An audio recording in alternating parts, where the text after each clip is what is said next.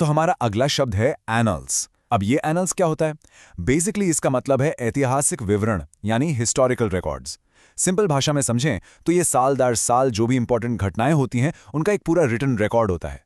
सोच लीजिए जैसे किसी देश का या किसी बड़ी कंपनी का या फिर एक पूरे युग का इतिहास।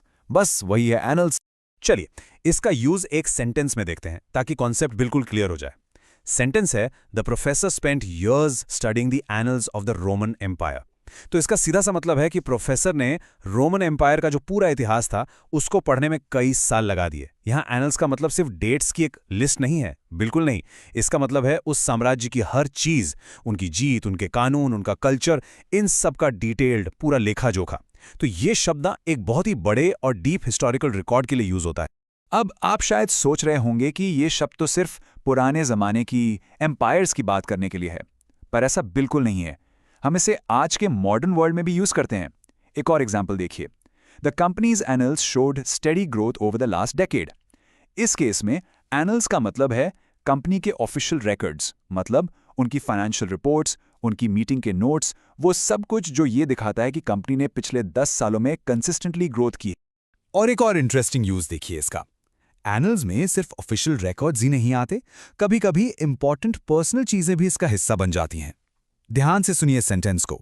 हर personal letters are now part of the annals of the literary movement. इसका क्या मतलब हुआ? मतलब ये कि उस राइटर के जो पर्सनल लेटर्स थे वो इतने इंपॉर्टेंट निकले कि अब उन्हें उस पूरे लिटरेरी मूवमेंट के इतिहास का, उसके एनल्स का एक हिस्सा माना जाता है।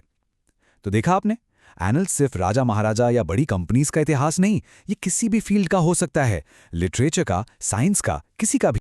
अच्छा, अब एक बहुत ही कॉमन फ्रेज देखते हैं। आई एम श्योर आपने कहीं ना कहीं ये सुना होगा। वो है the event will go down in the annals of sporting history. जब भी कोई ऐसा कहता है तो इसका मतलब सीधा सा है कि भाई ये इवेंट इतना बड़ा था, इतना मेमोरेबल था कि इसको खेल के इतिहास में हमेशा हमेशा के लिए याद रखा जाएगा। जैसे सोचिए जब इंडिया ने पहली बार क्रिकेट वर्ल्ड कप जीता था, है ना? वो एक ऐसी घटना है जो स्पोर्ट्स के इतिहास के पन्नों में यानी एनल्स में हमेशा के लिए अमर हो गई। तो चलिए अब जल्दी से एनल्स के कुछ सिनोनिम्स यानी मिलते जुलते शब्दों को देख लेते हैं। ये हैं रिकॉर्ड्स, क्रॉनिकल्स और आर्काइव्स। देखा, ये सारे वर्ड्स हिस्ट्री और उसके रिटन प्रूफ से ही जुड़े हैं। अब आते हैं इसके एंटोनिम्स यानी उल्टे शब्दों पर। ये हैं फोरकास्ट्स, प्रेडिक्शंस और गॉसिप। अब ये ऑपोजिट क्यों है? सोचने वाली बात है। देखिए, एनल्स हमेशा पास्ट की बीती हुई सच्ची घटनाओं का पक्का रिकॉर्ड होता है, जबकि फोरकास्ट्स और प्रेडिक्शंस तो फ्यूचर के बारे में अंदाजे हैं। और गॉसिप, गॉसिप तो बस ऐसी बातें हैं जिनका कोई प्रूफ ही नहीं होता। तो एक तरफ है सॉलिड प्रूफ और दूसरी तरफ है बस हवा हवाई बातें। बस आज के लिए इतना ही। मिलते हैं अगले वीडियो में।